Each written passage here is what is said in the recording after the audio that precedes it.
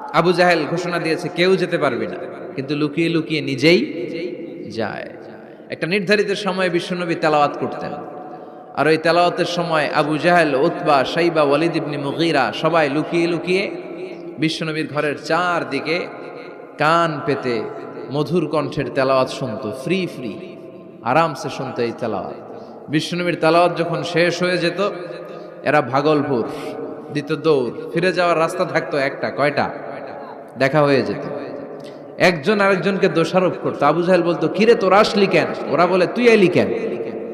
দিনের বেলা ভাষণ দেশ মোহাম্মদের বিরুদ্ধে, রাত্রে বেলা চোরের মতো তুই আসিস কেন? একে অপরকে দোষারোপ করে। আবু জাহেল বলে, ঠিক আছে, কাল থেকে আমিও আসবো না, তোরাও আসবি না। চল আমরা শপথ নেই যে কেউ আসবো না। দস্তখত দে, সিগনেচার দে, যেই আসবে তার মাথার চুল কামিয়ে আলকাতরা মেখে মক্কার বাজারে ঘুরিয়ে ঘুরিয়ে অপমান করা হবে। সবাই রাজি। আবু জাহেল বলে, দে, রাজি হইলে সিগনেচার দে। সবাইকে আবু জাহেল্লা, তুই না তা তুই আগে দে। আবু জাহেল 1 নাম্বার, নাম্বার 2 উতবা, নাম্বার 3 শাইবা, সবাই সিগনেচার। কালকে কেউ যাবে না, কেউ যাবে না। দিন গড়িয়ে রাত আসে। বিশ্বনবীর যখন তেলাওয়াত করার টাইম, ওই টাইমে আবু জাহেলের তেলাওয়াত শোনার প্যারা উঠছে। যারা সিরিয়াল দেখে, সিরিয়াল দেখার প্যারা আছে না একটা?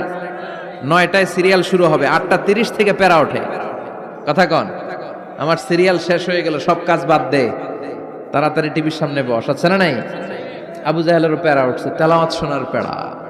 টসিং এন্ড টার্নিং, বিছানায় এপাশ ওপাশ করে, আর মনে মনে ভাবে, হায় রে, আর তো সময় নাই, এই তো শুরু হয়ে যাবে একটু পরে মোহাম্মদের তেলাওয়াত, না গেলে তো বড্ড মিস হয়ে যাবে। যাই যাই, আজকে যেরকম দস্তখত নিছি আর ধমক দিছি, কেউ যাবে না, আমি নিশ্চিত কেউ যাবে না, আমি একটু যাই।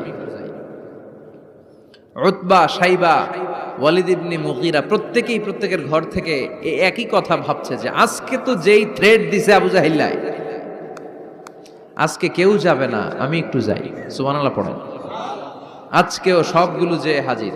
বিশ্বনবী মন্ত্রমুগ্ধ করা সুরের ঝংকার তুলে তেলাওয়াত করছেন, আর সবগুলো মন্ত্রে মুগ্ধের মতো তেলাওয়াত শুনছে। বিশ্বনবীর তেলাওয়াত শেষ, সব দিছে দৌড়। ফিরে যাওয়ার রাস্তা কয়টা? আজকেও দেখা। আবু জাহিল্লাহ কয়, কিরে তোরা আইলি কেন? সবাইকে আবু জাহিল্লাহ, তুই আইলি কেন?